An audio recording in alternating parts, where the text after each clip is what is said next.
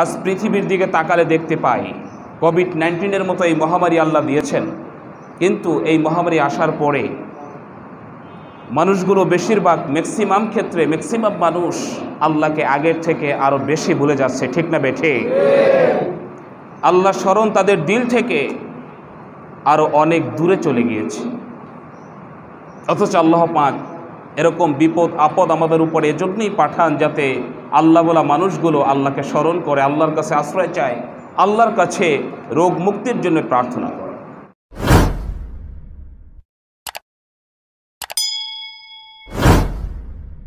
আসসালামু আলাইকুম ওয়া রাহমাতুল্লাহি ওয়া বারাকাতুহু।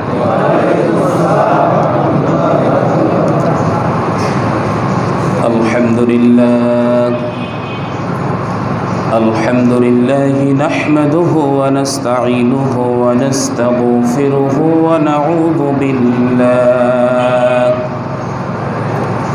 নাউযু বিল্লাহি মিন শুরুরি আনফুসিনা ওয়া মিন সাইয়্যাতি আ'মালিনা।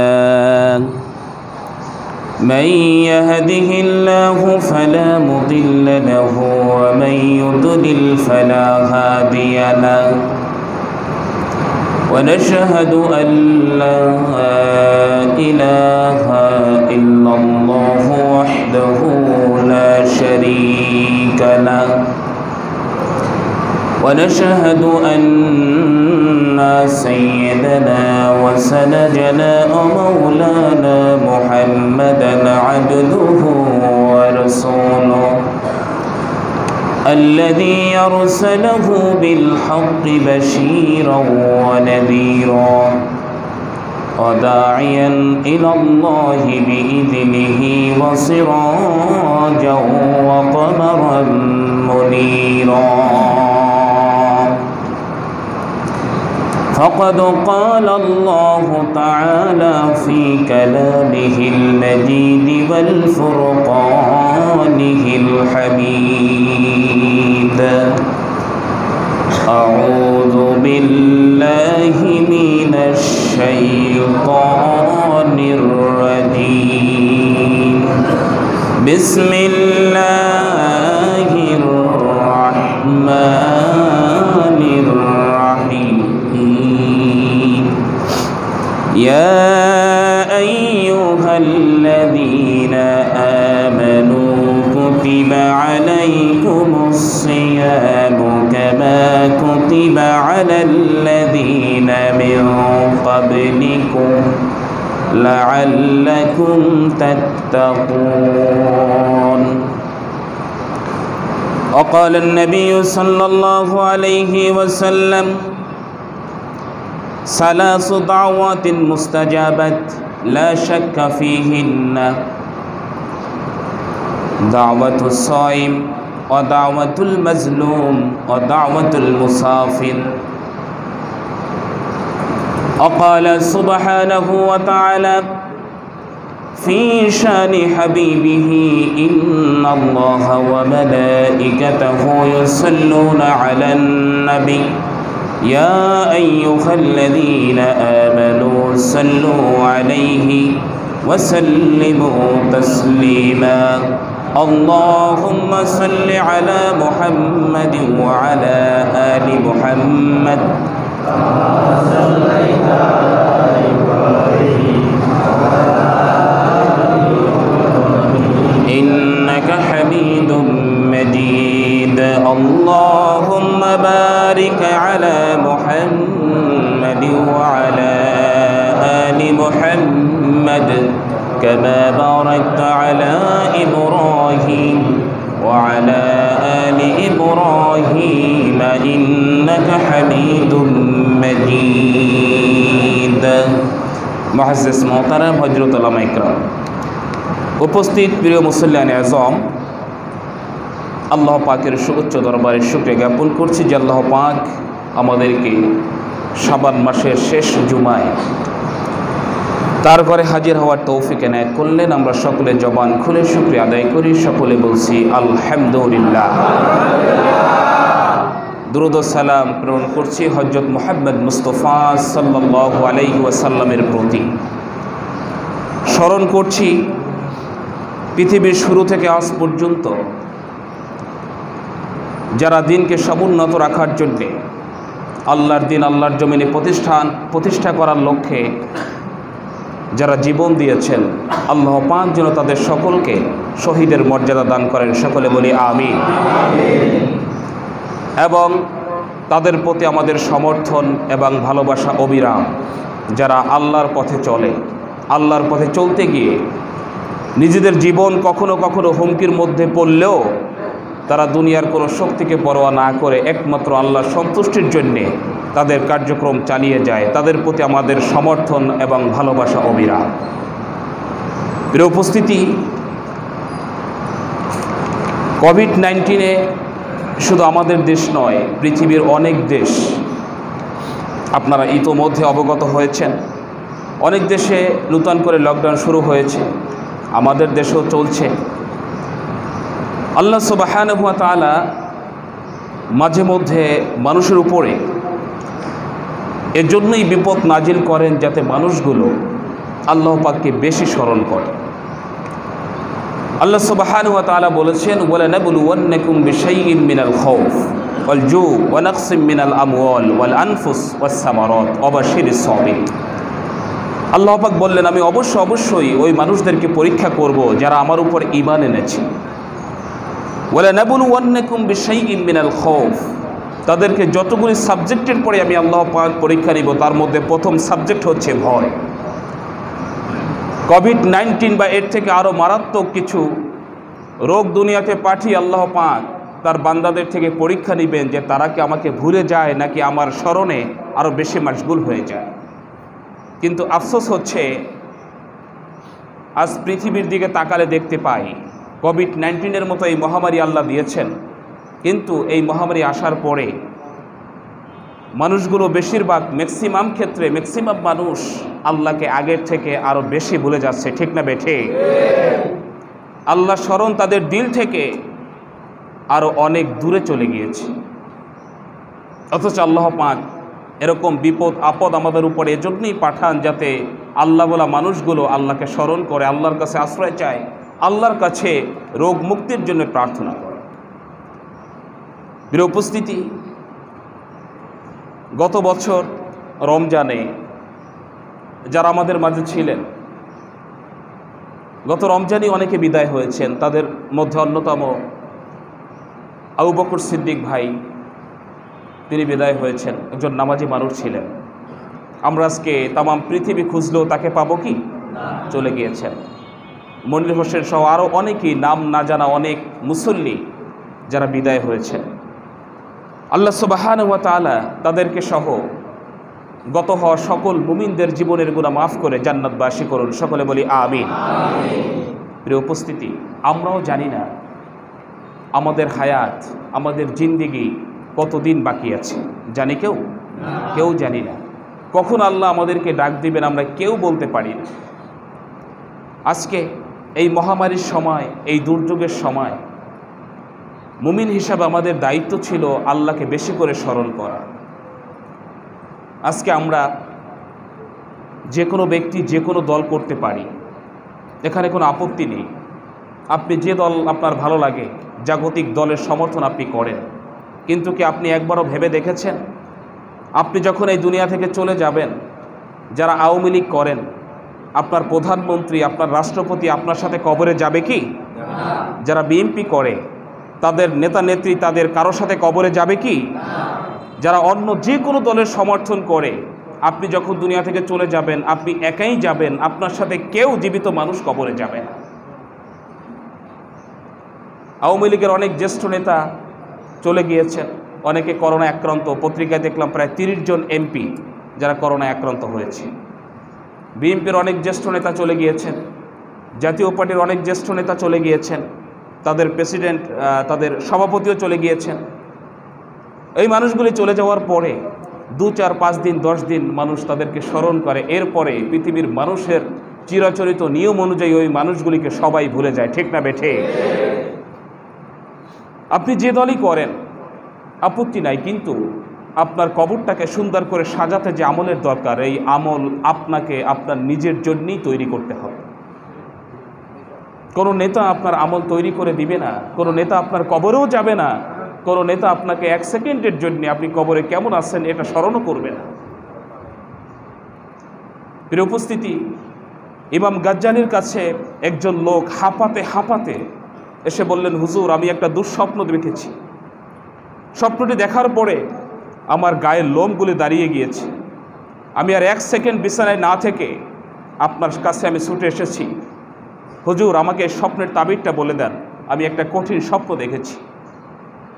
ইমাম গাজ্জালি জিজ্ঞেস করলো, কি স্বপ্ন তুমি দেখেছো? তিনি বললেন, আমি স্বপ্ন দেখেছি এরকম, একটা বাঘ আমাকে তাড়া করছে। আমি দৌড়াচ্ছি তো দৌড়াচ্ছি, বাঘ আর আমার ডিস্টেন্স খুব বেশি ছিল না, মনে হচ্ছিল যে বাঘটা আমাকে ধরে ফেলবে, কিন্তু ধরতে পারে নাই। আমি দৌড়াতে দৌড়াতে সামনে গিয়ে দেখলাম একটা কূপ, এবং কূপের মধ্যে 2টা রশি ঝুলানো আছে। আমি সেই রশি ধরে কূপের মধ্যে ঝাঁপ দিলাম। হুজুর আমি যখন রশি বেয়ে নিচের দিকে যাচ্ছিলাম, কিছু দূর যাওয়ার পরে আমি নিচের দিকে তাকিয়ে দেখলাম একটা বিশাল আকৃতির সাপ হাঁ করে আছে। আমি যদি ছুটে পড়ে যাই ডিরেক্ট সাপের পেটের মধ্যে চলে যাই। হুজুর এই অবস্থা আমি দেখতে পেলাম, যেই জায়গায় আমি থেমে গিয়েছি কূপের মধ্যে আমি দেখতে পেলাম একটা মৌমাছির বাসা, তার মধ্যে মধু আছে। উপর থেকে বাঘ আমাকে তাড়া করছে, বাঘের ভয়ে আমি কূপের মধ্যে পড়েছি, নিচে সাপ। এই অবস্থায় আমার সামনে যখন আমি দেখতে পেলাম ফ্রেশ মধু, সব কিছু ভুলে গিয়ে আমি মধু খাওয়া শুরু করলাম। মধু খেতে খেতে কিছুক্ষণ পরে উপরের দিকে তাকিয়ে দেখলাম আমার যেই 2টো রশি ধরে আমি ঝুলেছিলাম, একটা রশি একটা সাদা ইঁদুর কেটে দিচ্ছে, আর একটা রশি কালো ইঁদুর কুটকুট করে কেটে দিচ্ছে।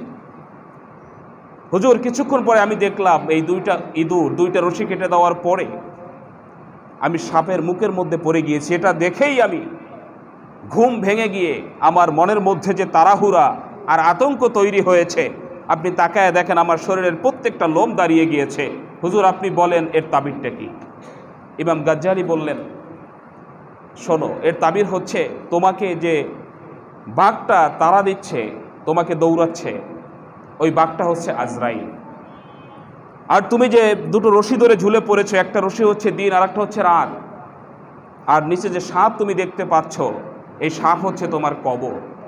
মাঝে যে তুমি মধুর চাক দেখেছো, মধু খেয়েছো, ওটা হচ্ছে তোমার দুনিয়া। তার মানে হচ্ছে এই মানুষ এমন একটা জায়গায়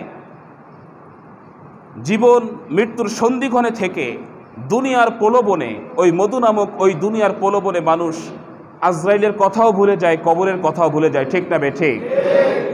ইমাম গাজ্জালি বললেন যে তুমি ওই যে মধু দেখেছো, ওই মধু হচ্ছে তোমার দুনিয়া, আর 2টো রশি তুমি দেখেছো, এই 2টো রশি হচ্ছে রাত আর দিন। তোমার জিন্দিগি থেকে একটা রাত যখন চলে যায়, তোমার জিন্দিগির 12 ঘন্টা সময় মাইনাস হয়ে যায়। তোমার জীবন থেকে যখন একটা দিন চলে যায়, 12 ঘন্টা সময় মাইনাস হয়ে যায়। এভাবে করে ওই ইঁদুর আস্তে আস্তে করে তোমার জিন্দিগির দিন আর রাত কেটে দিয়ে তোমার হায়াতকে শেষ করে দিচ্ছে। আর ওই বাঘ নামক আজরাইল তোমাকে তাড়া করছে। যখন সময় ফুরিয়ে যাবে, ওই সাপের মুখ তুমি দেখতে পাচ্ছ, ওই কবরে তোমাকে চলে যেতে হবে। আমার বন্ধুগণ, আমাদেরকে চিন্তা করা উচিত, আমাদেরকে ভাবা উচিত, এই দুনিয়া থেকে চলে যাব, আমি কি সঞ্চয় করেছি, আমার থলিতে কি আছে, কবরে গিয়ে আমি কি জবাব দিব। যার কারণে ইসলামের 3য় খলিফা হযরত ওসমান গনি রাদিয়াল্লাহু তাআলা আনহু যখনই তিনি কবরের কাছে যেতেন, অনেক বেশি কাঁদতেন। তিনি কবরের কাছে গিয়ে তার বন্ধুরা জিজ্ঞেস করতেন, আপনি কেন কাঁদেন? আপনি তো আল্লাহর নবীর একজন সাহাবী, জলিলুল কদর সাহাবী, আশারায়ে মুবাশশারার মধ্যে আপনি একজন, আপনি কেন কাঁদেন? তিনি বলেন, আমি আল্লাহর নবীর মুখে কবরের ভয়াবহতার ব্যাপারে, আযাবের ব্যাপারে যেই বর্ণনা আমি শুনেছি, কবরের কাছে আসলে পরে আমার দিলের মধ্যে আতঙ্ক তৈরি হয়ে যায়, কম্পন তৈরি হয়ে যায়। না জানি আমি ওসমানের উপরে যদি কবরের ওই ভয়াবহ আযাবের 1 সেকেন্ড আযাবের সময় চাপিয়ে দেওয়া হয়, আমি ওসমান সহ্য করতে পারব। আমার বন্ধুগণ, এর জন্য আমাদেরকে চিন্তা করতে হবে, যে দলই করি না কেন, যাকে সমর্থন করি না কেন, যাকেই ভালোবাসি না কেন, আমাদের ভালোবাসা হবে, আমাদের দল হবে একমাত্র আল্লাহর জন্য। ঠিক না বেঠিক? এই দুনিয়াতে মানুষকে ভালোবাসেন, দল করেন, মানুষের উপকার করেন, যাই করেন, সব কিছুর পিছনে থাকবে আল্লাহর সন্তুষ্টি। আল্লাহর সন্তুষ্টি যদি আপনার থাকে, তাহলে আপনি কবরে ভালো থাকবেন, জান্নাতে চলে যাবেন। কোনো নেতা আপনার খোঁজ নিক আর না নিক, আল্লাহ আপনার খোঁজ ঠিকই নেবেন। ঠিক না বেঠিক? প্রিয় উপস্থিতি, এজন্য আল্লাহ স্মরণ দিলের মধ্যে রেখে সৎ কাজ করার চেষ্টা করি। আজকে কোভিড-19 এই মহামারীর সময় মানুষের যেটা করা উচিত ছিল, যে মানুষের উপরে জুলুম নির্যাতন বন্ধ করা, অন্যায়ভাবে মানুষের উপরে কোনো অপবাদ চাপিয়ে না দেওয়া, মানুষের সম্পদকে অন্যায়ভাবে গ্রাস না করা, কোনো মানুষের উপরে হত্যাযজ্ঞ না চালানো, এটা ছিল এই কোভিড-19 মতো এই মহামারী দিয়ে আল্লাহ আমাদেরকে বোঝাতে চাইলেন যে এগুলি থেকে ফিরে আসো। কিন্তু আজ পৃথিবীর দিকে তাকালে আমরা দেখতে পাই যে মানুষগুলি তো এই কাজ বন্ধ করেনি, বরং বাড়িয়ে দিয়েছে। আমার বন্ধুগণ,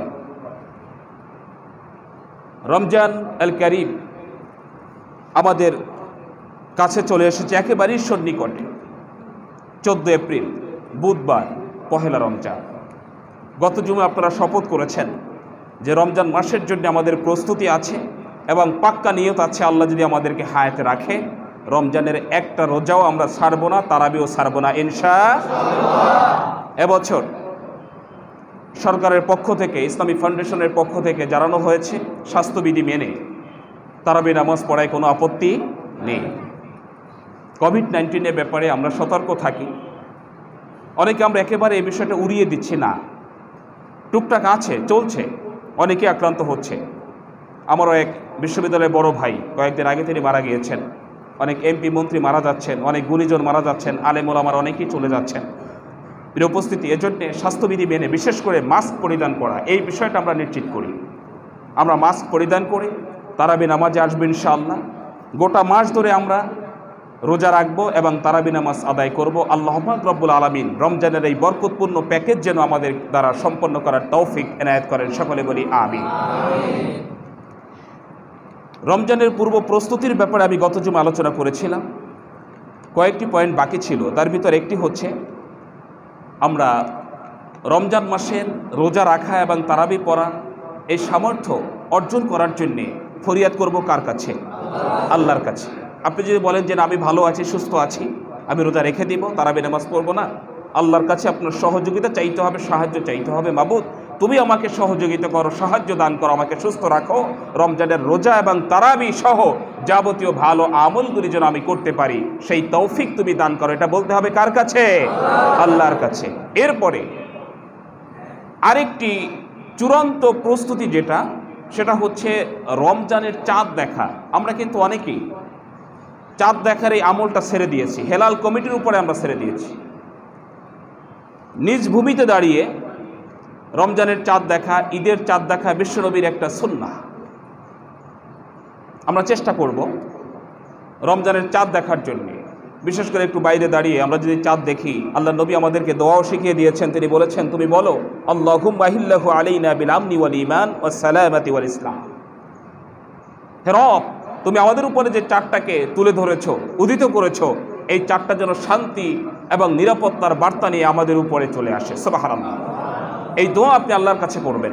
এর উপস্থিতি, এজন্য চাঁদ দেখার এই সুন্নতটি আমরা ধরে রাখবো রমজানের পূর্ব প্রস্তুতি হিসাবে, এটাও একটি অংশ ইনশাআল্লাহ। আল্লাহ পাক রব্বুল আলামিন গত জুমায় যে প্রস্তুতির ব্যাপারে বলেছি, আজকে যে বিষয়গুলি বললাম, এর উপরে আমল করার তৌফিক আমাদের সকলকে দান করুন, সকলে বলি আমিন। আমি আপনাদের সামনে সূরা বাকারার 183 এবং 84 নম্বর আয়াত তেলাওয়াত করেছি। 84 নম্বর আয়াত থেকে এবং 83 নম্বর আয়াত থেকে সংক্ষেপে কিছু কথা আমি আপনাদের সামনে বলতে চাই। আল্লাহ সুবহানাহু ওয়া তাআলা বলেন, ইয়া আইয়ুহাল্লাযীনা আমানু, হে বিশ্বাসীগণ, কুতিবা আলাইকুমুস সিয়াম, আমি আল্লাহ তোমাদের উপরে রমজানের রোজাকে ফরজ করে দিয়েছি। কামা কুতিবা আলাল্লাযীনা মিন ক্বাবলিকুম, যেমনিভাবে এর আগেকার মানুষের উপরেও আমি আল্লাহ পাক সময় ভেদে, বিভিন্ন সময় অল্প করে বেশি করে আমি রোজাকে ফরজ করে দিয়েছিলাম। লাআল্লাকুম তাত্তাকুন, কেন ফরজ করেছি তোমাদের উপরে, আগের মানুষের উপরে? এজন্য যে যদি তোমরা এই রমজানের রোজা বা আগেকার মানুষ যে রোজাগুলি পালন করেছে এগুলি যদি তোমরা পালন করো, লাআল্লাকুম তাত্তাকুন, তাহলে আশা করা যায় তোমরা খোদাভীতি অর্জন করতে পারবে। এরপরে 84 নম্বর আয়াতে আল্লাহ পাক বললেন, আইয়ামা মাদুদাত, এই রমজানের রোজা নির্দিষ্ট কয়েকটি দিন। কয়দিন? কথা বলেন। 29 অথবা 30, মানে 1 মাস। আল্লাহ বললেন আইয়াম মা'দুদাত, এই রমজানের রোজা নির্দিষ্ট কয়েকটি দিন। এরপরে আল্লাহ বললেন ফামান কানা মিনকুম মারিদান আও আলা সাফার, তোমাদের মধ্যে এমন কোনো ব্যক্তি যদি থাকে যিনি অসুস্থ, আছে না নাই? আও আলা সাফার, অথবা সফরে থাকে। ফাইদ্দাতুম মিন আইয়ামিন উখর, মাসালার বিষয় ভালো করে বুঝবেন। ফাইদ্দাতুম মিন আইয়ামিন উখর, সে যেন পরবর্তীতে তার ছুটে যাওয়া রোজাগুলি আদায় করে দেয়, অর্থাৎ কাজা আদায় করে। অসুস্থতার কারণে যদি কারো কাছ থেকে 5টি রোজা ছুটে যায়, সুস্থ হওয়ার পরে সে কয়টি রোজা আদায় করবে? 5টি। অথবা কেউ যদি 5 দিন সফরে থাকে, এই অবস্থায় তার উপরে রমজানের রোজাকে ঐচ্ছিক করে দেওয়া হয়েছে, চাইলে তিনি আদায় করতে পারেন, আবার চাইলে ছেড়েও দিতে পারেন। তো সফর অবস্থায় কোনো ব্যক্তি যদি রমজানের রোজা ছেড়ে দেয়, 5টি রোজা যদি ছেড়ে দেয়, পরবর্তীতে বাড়িতে আসার পরে, এলাকায় আসার পরে কয়টি রোজা রাখবেন? 5টি। এটা হচ্ছে কাজা। এখন এই অসুস্থতার যে ধরন আছে, ধরনটা হচ্ছে এমন যে আপনি এমন অসুস্থ হয়েছেন, রোজা রাখলে পরে আপনার মৃত্যুর সম্ভাবনা অনেকখানি বেশি। আমরা যে অসুস্থ হই, একটু ভালো লাগে না, মাথা ব্যথা করে, রমজানের রোজা ছেড়ে দেই না, এই টাইপের অসুস্থতার কথা আল্লাহ পাক বলেননি। আল্লাহ বললেন এমন অসুস্থ ব্যক্তি যিনি রোজা রাখলে পরে মৃত্যু ঘটতে পারে। এমন অসুস্থ মানুষ আছে তো আমাদের সমাজে? আছে। এই মানুষের ব্যাপারে আল্লাহর বিধান হলো যে তারা রমজানের রোজা ছেড়ে দিবে। তবে হ্যাঁ, যদি এই মানুষটি সুস্থ হয়, ভালো করে বুঝবেন, যদি এই মানুষটি সুস্থ হয়ে যায়, 1 বছর, 2 বছর, 3 বছর, 5 বছর পরেও যদি এই মানুষটি সুস্থ হয়, তাহলে তিনি কি করবেন? কাজা আদায় করবেন। কাজা হচ্ছে একটার বদলে একটা। এরপর আল্লাহ পাক বললেন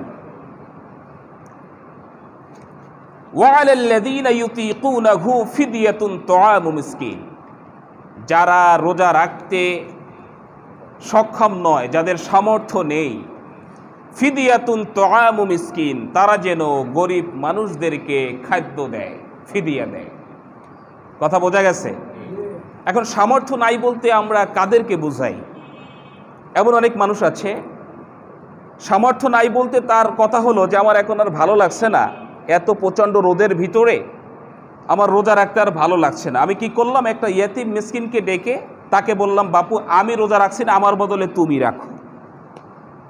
আচ্ছা, ওনার কাছে আমার প্রশ্ন, আপনার বদলে উনি রোজা রাখলেন, ওনার রোজা রাখবে কে? আমার কথা কি বুঝে আসে? নাকি মিসকিনের জন্য আল্লাহ রমজানের রোজা না রাখার আদেশ করেছেন নাকি? মিসকিনের জন্য আল্লাহ রমজানের রোজা ফরজ করেছেন, গরিবের জন্য ফরজ করেছেন, অসহায় দরিদ্র মানুষের জন্য আল্লাহ রমজানের রোজা ফরজ করে দিয়েছেন। তো যারা এইটা মনে করে যে আমি রোজা রাখতে পারছি না, গরিব একটা মানুষকে বাসায় ডেকে এনে তাকে বললাম তুমি 1 মাস আমার বাসায় সাহারি করবে, ইফতারি করবে, আমার জন্য রোজা রাখবা, তো ওই মিসকিনের রোজা কে রাখবে? বিধানটা এরকম নয়। আল্লাহ বললেন ওয়ালাল্লাযীনা ইউতীকুনাহু ফিদিয়াতুন তুআমু মিসকিন। এটা হচ্ছে, আমি গত জুমায় বলেছিলাম, রোজা ফরজ হয়েছে কত হিজরিতে? বলেন, 2য় হিজরিতে। আল্লাহ নবী যখন মক্কা থেকে মদিনায় গেলেন, 2য় হিজরিতে রমজানের রোজা আল্লাহ ফরজ করেছেন। এই সময়কার আয়াত ছিল এটি, যেই আয়াতে বলা হয়েছে যদি তোমাদের মধ্যে কেউ রোজা রাখতে অক্ষম হয়, সে যেন গরিব মিসকিনকে খাওয়াইয়া দেয়। পরবর্তীতে আয়াত নাজিল হয়ে আল্লাহ পাক বললেন ফামান শাহিদা মিনকুমুশ শাহরা ফালিয়াসুম, তোমাদের কারো কাছে যখন রমজান মাস উপস্থিত হয়ে যাবে, সে অবশ্যই রমজানের রোজা। এর দ্বারা প্রমাণিত হয় কোনো ব্যক্তি ইচ্ছাকৃত রমজানের রোজা ছেড়ে দিয়ে ইয়াতিম মিসকিন অসহায়কে খাওয়ালে পরে তার রোজা রাখা হবে না, এবং সে দায়মুক্ত হতেও পারবে। এখন কথা হলো, অনেকে প্রশ্ন করেন হুজুর অসুস্থ আছে, খুবই অসুস্থ, যে রোজা রাখতে পারে না, রোজা রাখলে পরে মৃত্যু হতে পারে, তো এই মানুষগুলির ব্যাপারে আমরা করব কি? এই মানুষগুলির ব্যাপারে বিধান হচ্ছে আপনি ফিদিয়া দিবেন। এখন ফিদিয়ার পরিমাণটা কি, কয়জনকে দিতে হবে, কিভাবে দিতে হবে? একজন মানুষ যদি 1 মাস রোজা রাখতে না পারে, তার জন্য বিধান হচ্ছে ফিদিয়া দিবে। ফিদিয়াটা হচ্ছে, ভালো করে শুনবেন, সদকাতুল ফিতরের যে পরিমাণ, 50 টাকা হোক, 60 টাকা হোক, 70 টাকা হোক, সদকাতুল ফিতরের যে পরিমাণ, এই পরিমাণ টাকা একটা রোজার জন্যে গরিব অসহায় মানুষকে দান করতে হবে। যদি 1 মাস রোজা রাখতে না পারে, 30 গুণ 50 অথবা 60 অথবা 70 যেটা আসে হিসাবে, সেই হিসাব করে সেই রোজার সাথে গুণ দিয়ে ওই পরিমাণ টাকা গরিব অসহায় মিসকিনের মাঝে দান করে দিতে হবে। ওই টাকা মসজিদে দান করা যাবে, মাদ্রাসায় দান করা যাবে, ইমাম সাহেবের বেতন দেওয়া, মুয়াজ্জিনের বেতন দেওয়া, ঈদের দিন নাতিরা আসলে যখন পকেট খরচের জন্য, হাত খরচের জন্য ওই টাকা দেওয়া যাবে নাকি? অনেকে আছে এক কাজে একবারে 10 কাজ সারে, এটা করা যাবে না। এটা শুধুমাত্র গরিব অসহায় মিসকিনদের হক। তাহলে আপনি যে ফিদিয়াটা দিবেন, ফিদিয়া হচ্ছে এরকম, ফিতরার যে পরিমাণ টাকা এক একটা রোজার বিনিময়ে সেই পরিমাণ টাকা গরিব অসহায় মিসকিনকে দান করে দিতে হবে। এখন কথা হলো, কোনো ব্যক্তি যদি 2 বছর পরে সুস্থ হয়ে যায়, কিন্তু এই 2 বছর তিনি রোজা রাখতে পারেন নাই, 2 বছরের ফিদিয়া তিনি গরিবকে দিয়েছেন, সুস্থ হয়ে যাওয়ার পরে এই ব্যক্তি রোজা পালন করবে নাকি করবে না? সুস্পষ্ট বিধান হচ্ছে অবশ্যই তিনি কাজা আদায় করবেন। তাহলে এই যে ফিদিয়া দিলেন, এটার কি হবে? এটার একটা দানের সওয়াব আল্লাহ তার আমল নামায় পৌঁছায়া দিবেন। আর যে ব্যক্তি কোনোদিনই আর সুস্থ হবে না, তার জন্য এই ফিদিয়া যথেষ্ট হয়ে যাবে। আল্লাহ পাক রব্বুল আলামিন আমাদেরকে সঠিক বুঝ দান করুন, সকলে বলি আমিন।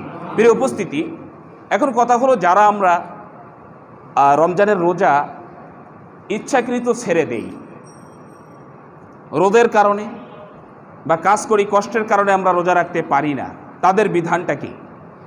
তাদের বিধান হচ্ছে, কোনো ব্যক্তি যদি ইচ্ছাকৃত রমজানের একটা রোজা ছেড়ে দেয়, তার উপরে কাজা এবং কাফফারা দুটাই ওয়াজিব হয়ে যায়। কাজা হচ্ছে একটার বদলে একটা, আর কাফফারা হচ্ছে একটা রোজার বিনিময়ে বিরতিহীন 2 মাস রোজা রাখা। এই 2 মাস রোজা রাখা, এর মধ্যে যদি একটা রোজা ভেঙে দেয়, একটার জন্য আবারও 2 মাস, আর একটা ভাঙলে তার জন্য আবারও 2 মাস। তার মানে এটা পসিবল অনেক ক্ষেত্রেই নয়।